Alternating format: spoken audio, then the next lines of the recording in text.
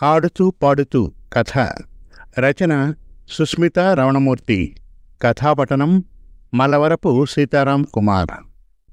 పరీక్షలకు కొత్త విధానం ఉంటే బాగుంటుందన్న ఆలోచనతో రాసిన ఈ కథ కల్పితం, ఎవరిని ఉద్దేశించింది కాదు. ఇక కథలోకి వెళ్దాం. ఆదిత్య కాలనీ ప్రవేశద్వారం ముందు కారు ఆగింది. ఖరీదైన సూటువాలా దిగారు. కాలనీలోకి చూస్తూ, చాలా పెద్ద కాలనీయే. శ్రీవాణి ఉండే ఏ బ్లాక్ ఎటువైపు ఉందో స్వాగతంలా అనుకుంటూ అటు ఇటు చూడసాగారు. ఎవరండి మీరు? ఎవరు కావాలి? ఓ కాలనీవాసి ప్రశ్నకు విషయం చెప్పారు. అదుగో ఆ మునగ చెట్టున్న ఇల్లే లెక్చరర్ సత్యమూర్తి గారిది. వారి అమ్మాయే శ్రీవాణి చెప్పాడతను. ఆ ఇంటికి ముందు వెళ్ళి నిల్చున్నారు వారు. పేపర్ చూస్తూ ఉన్న సత్యమూర్తి వారిని లోపలికి రమ్మన్నారు. నమస్కారం సార్, నేను శిఖరాగ్రం కోచింగ్ సెంటర్ డైరెక్టర్ని. కుర్చీలో కూర్చుంటూ చెప్పారు సూట్వాలా. మీ అమ్మాయి శ్రీవాణికి అభినందన సభ ఏర్పాటు చేయాలనుకుంటున్నామండి అన్నారు. అభినందన సభ మీరెందుకు ఏర్పాటు చేయడం? ఆశ్చర్యంగా అడిగారు సత్యమూర్తి. శ్రీవాణి మా కోచింగ్ వల్లే ది బెస్ట్ స్టూడెంట్గా తీర్చిదిద్దబడింది. రాష్ట్రవ్యాప్తంగా ప్రభుత్వం ఇంటర్ పాస్ అయిన విద్యార్థులకు మెరిట్ పోటీ పరీక్ష నిర్వహించింది కదా. అందులో అత్యుత్తమ ప్రతిభ గల మొదటి 100 మంది విజేతలకు పై చదువులకు పూర్తి ఖర్చు, తదనంతరం ఉద్యోగ కల్పన ప్రభుత్వాందే కావడం వలన కేవలం 100 సీట్లకు 1,00,000కు పైగా పోటీ పడ్డారండి. అలాగా? అవునండి. మీ అమ్మాయికి ఆ పరీక్షలో 50 లోపు ర్యాంకు రావడం చాలా గొప్ప విషయం కదండి. అందుకని మా కోచింగ్ సెంటర్ తరఫున మీకు మీ అమ్మాయికి అభినందనలండి. వారివైపు సత్యమూర్తి ఆశ్చర్యంగా చూశారు. మీ అమ్మాయి ఘన విజయం గురించి మాట్లాడరేం సార్? డైరెక్టరు అడిగారు. మా వాణి మీ సెంటర్లో చేరిన 3 నెలల్లోనే మానేసిన విషయం గుర్తులేదా మీకు? అప్పుడు పట్టించుకోలేదు. ఇప్పుడేమో మా స్టూడెంట్ అని తెగ పొగిడేస్తున్నారు అన్నారు సత్యమూర్తి. పూర్తి శిక్షణ తీసుకోకపోయినా మీ అమ్మాయి మా స్టూడెంటే. పునాది మేమే వేశాం. అప్లికేషన్ మేమే మీ పిల్లతో నింపించాం. హాల్ టికెట్ మా ద్వారానే మీకు వచ్చింది. అందుకనే మేము ఈ నిర్ణయం తీసుకున్నాం సార్. సత్యమూర్తి గారికి వారి తీరు నచ్చలేదు. ఈ శుభ సందర్భంలో మా సంతోషాన్ని మీతో పంచుకోవాలి అనుకుంటున్నాం.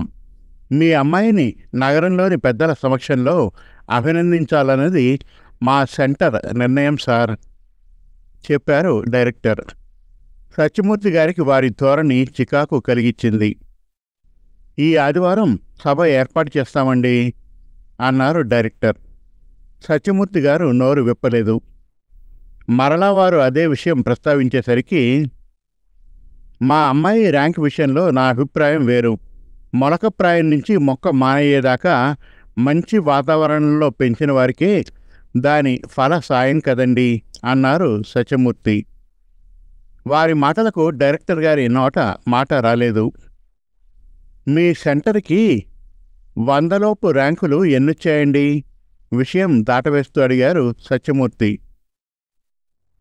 ఆశించిన ఫలితాలు రాలేదండి అన్నారు డైరెక్టర్.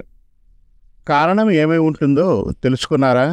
సత్యమూర్తి ప్రశ్నించారు. ఈ విషయమై మా కమిటీ రిపోర్టు ఇంకా రాలేదండి. అభ్యంతరం లేకుంటే మీ బోధనా పద్ధతి గురించి కాస్త చెబుతారా?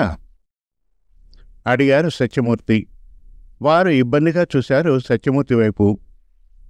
అనుభవజ్ఞులైన లెక్చరర్ల పర్యవేక్షణలో అవసరమైన వారిని ఎక్కువ గంటలు చదివించినా మా పిల్లలకు వేలలోనే ర్యాంకులు వచ్చాయండి చెప్పారాయన.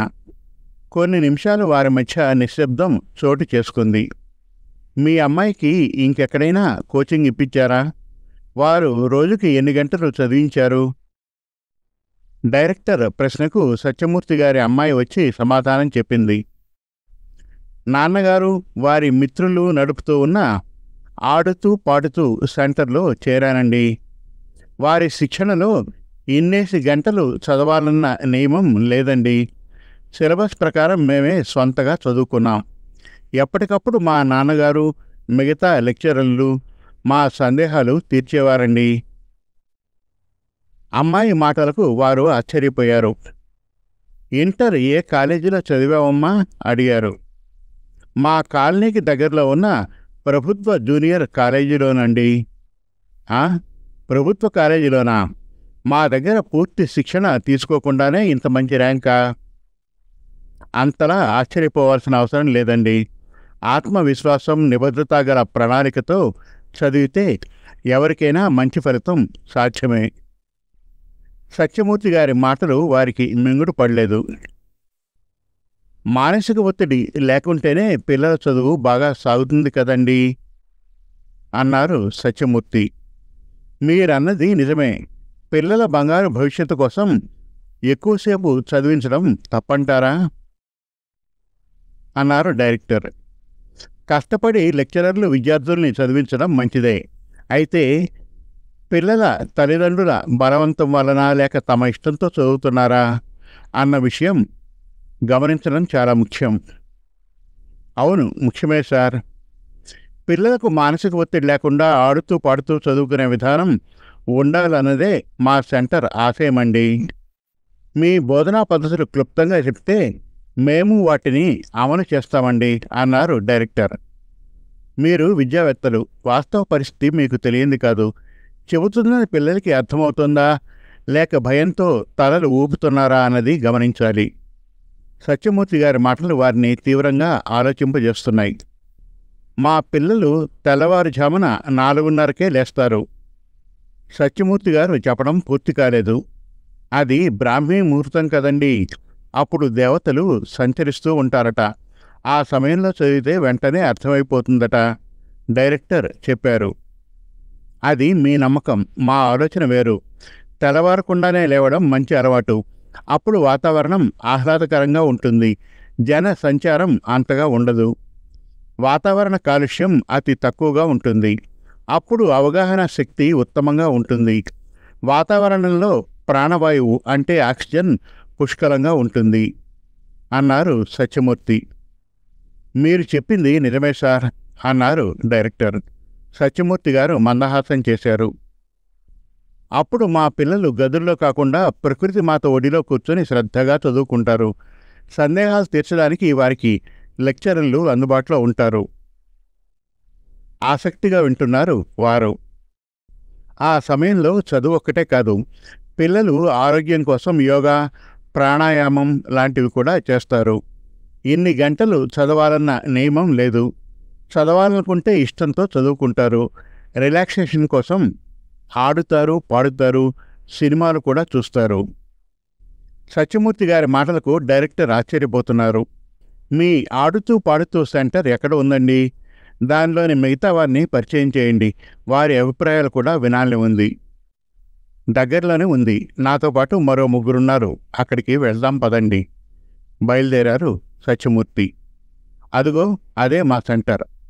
సత్యమూర్తి గారు చూపించిన వైపు ఆశ్చర్యంగా చూశారు వారు.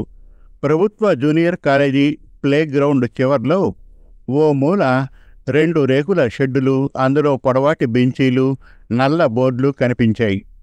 అటువైపు నుంచి వచ్చిన 3 వ్యక్తులు సత్యమూర్తి గారికి నమస్కారం చేశారు. వారికి డైరెక్టర్ ఎందుకు వచ్చారో చెప్పారు సత్యమూర్తి. వీరు శర్మగారు, వీరు మూర్తిగారు, వీరు సుందరం గారు. మేము ఈ కాలేజీలోనే రిటైర్ అయిన లెక్చరర్లం. ఈ సెంటరు రూపకర్తలం. సత్యమూర్తి గారి పరిచయ వాక్యాలు విన్న డైరెక్టర్ గారికి అంతా వింతగా ఉంది.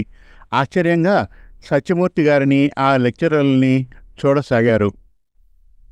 మా అమ్మాయి మీ సెంటర్లో, శర్మగారి అబ్బాయి వేరే సెంటర్లో పూర్తి కోచింగ్ తీసుకోకపోవడానికి కారణం వారిది అతి సున్నితమైన మనస్తత్వం కావడమే. ఆడుతూ పాడుతూ చదువుకునే పిల్లలు అవడమే. సున్నితమైన మనస్తత్వం గల పిల్లల ధోరణి అర్థం చేసుకోకుంటే తీవ్రమైన ఒత్తిడికి గురవుతారని, ఆరోగ్యం పాడవుతుందని, తద్వారా మానసిక రుగ్మతలకు లోనవుతారన్న విషయం పేపర్లలో చదివి కలవరపడ్డాం. మా పిల్లల గురించే కాదు, అందరి పిల్లల గురించి కూడా ఆలోచించాం, మదనపడ్డాం. ఒత్తిడి లేని ఓ కొత్త విధానం ఉంటే బాగుంటుందని అభిప్రాయపడ్డాం. ఈ విషయమై విద్యారంగంలో అనుభవజ్ఞులైన రిటైర్ విద్యావేత్తల అభిప్రాయాలు సేకరించాం. అప్పుడు మా అంతరంగ మథనంలోంచి ఆవిర్భవించిందే ఈ ఆడుతూ పాడుతూ సెంటర్. సత్యమూర్తి గారి భావాలు అర్థం చేసుకోవడానికి డైరెక్టర్ ప్రయత్నిస్తున్నారు.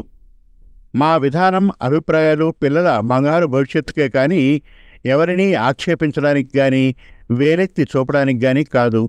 మా ఆలోచన సరళిని దయచేసి అర్థం చేసుకోండి సార్. సత్యమూర్తి గారి ఆంతర్యం డైరెక్టర్ గారికి అర్థం కాసాగింది. ఈ ఏడాది మేమిక్కడ ప్రారంభించిన ఈ సెంటర్లో పిల్లలు ఆడుతూ పాడుతూ చదువుకున్నారు. వారి సందేహాలన్నీ తీర్చాం. పిల్లలు కృషితో కొన్ని మంచి ర్యాంకులు సాధించారు. వారి ఆశయం డైరెక్టర్కి అర్థమైంది. లెక్చరర్ల కృషిని, పిల్లల ప్రతిభను లోలోన మెచ్చుకున్నారు. వీరి నూతన విధానం దగ్గరుండి తమ లెక్చరర్లతో అమలు చేయించాలి. వచ్చే ఏడాది 100 లోపు ర్యాంకులు కొన్నైనా తప్పకుండా తమ పిల్లలకు వచ్చేట్లు కృషి చేయాలి. ఈ 4 లెక్చరర్లను, నగరంలో మంచి ర్యాంకులు తెచ్చుకున్న మిగతా సెంటర్లలోని పిల్లలను కూడా పెద్దల సమక్షంలో ఒకే వేదికపై శ్రీవాణితో పాటు అభినందించాలి. అలా చేస్తే తమ సెంటర్కి మంచి గుర్తింపు వస్తుంది, గౌరవం పెరుగుతుంది మనస్సులో అనుకున్నారు వారు. వచ్చే ఏడాది మంచి ఫలితాల కోసం ప్రణాళిక వారి మస్తిష్కంలో రూపుదిద్దుకుంటోంది. సమాప్తం. మరిన్ని చక్కటి కథల కోసం, కవితల కోసం, వెబ్ సిరీస్ కోసం మనతెలుగుకథలు.com విజిట్ చేయండి. Thank you.